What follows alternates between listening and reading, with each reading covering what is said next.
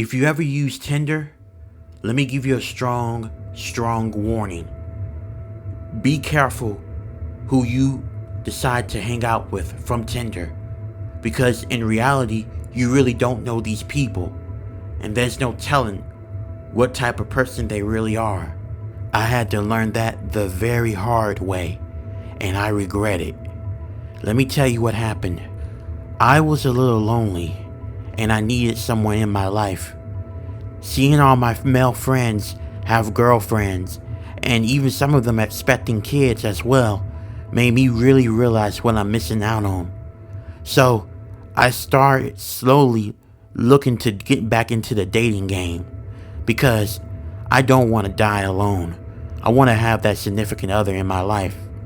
So I went on Tinder and I checked around to see if anyone had matched it with me. I made Tinder about 2 days ago, just as a dare because of one of my friends, obviously, but that's another story for another day. But anyway, I noticed on there that I got a match, and the person I matched with was a woman named Bella. She had curly hair, green eyes, and really beautiful skin. Not only that, she had the same interests as and the same hobbies and the same views as me. It was like I was meeting a female version of myself, but more beautiful. And this beautiful woman really matched with me. At the time, I thought, this is way too good to be true. So I messaged her and we began to start a beautiful conversation over Tinder. It got so good to the point she went ahead and gave me her number. We talked it over the phone for the next couple of days until finally I asked her out on a date. And just to be clear, this was a legitimate woman. We did FaceTime, so she was real, but that doesn't mean anything that happened later on, which I'll get to that in a second. So we planned the date, and on the day of the date, I made sure to get there early. I made sure I was dressed up decent, and I made sure I looked presentable. And then Bella came in through the door, and my God, she looked even more gorgeous in person. The way she walked, the way she smiled, her smile was giving me butterflies, and I was extremely nervous. She came and she sat at the table. We started talking and we hit it off right away in person. We started talking about a bunch of things, about our love for things, about our interests, about a bunch of things, about our future and all that. This woman was perfect for me, and I know I was perfect for her. We ate dinner, we had a little bit of alcohol, and then we decided to leave together. She took a ride share there. Even though I offered to come pick her up, she said that she wasn't quite comfortable with me knowing where she lives yet, which that didn't bother me. But she felt comfortable enough after the date to ride in my car with me. And so we rode. We rode around. We stopped at an ice cream shop and got ourselves some ice cream. It was one of the best dates I've ever had. And I'm not going to even lie. I think this could be my future wife. That's what make what happened next so horrifying and weird and heartbreaking at the same time. We came back into my place and we began to make out. One thing led to another, and after that, we both fell asleep on my queen-size bed. Both of us fell asleep at around 1 o'clock, but about an hour and a half later, I jolted awake because I felt something was off. I looked at the clock. It was 2:35 a.m. in the morning. I turned and I almost jumped out of the bed and fell over. It was Bella.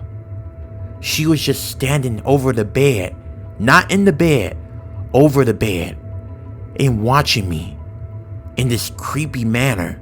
I asked Bella, you okay? Is everything alright? Are you not feeling well? Talk to me. But she never responded to me. And then, out of nowhere, And I am not kidding.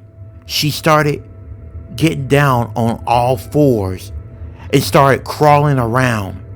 Yes, she was crawling around like some animal. I was really confused. What was getting into her? I was thinking about calling out her name again. Then she turned towards me with her eyes wide open. I cut on the light and I saw there was blood all over her, like she just scratched it herself. And then she started screaming real loud. It was this blood curdling scream.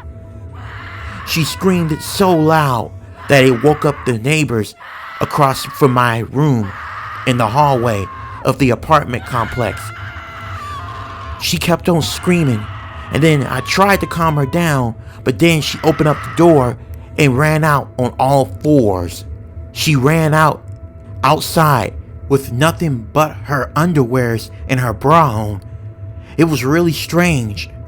But then I didn't have time to wonder what was going on with her because I had a bunch of people, my neighbors, looking at me. And I hoped they weren't thinking I was doing something to the woman. But I assured them that's not what was going on. And luckily, they know me well, and they know I'm not that type of guy to do something like that. So obviously there was something going on. I called 911 because I did fear for Bella's safety because I didn't know what was going on. There was no sign of her acting like this. When the cops arrived, I told them about what happened.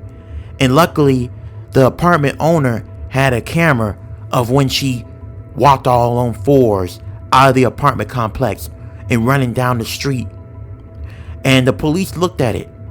And about an hour later, they told me that woman, her name was not Bella. It was Annie Max. Apparently, she was a serial killer who went on dates with men and killed them just for fun.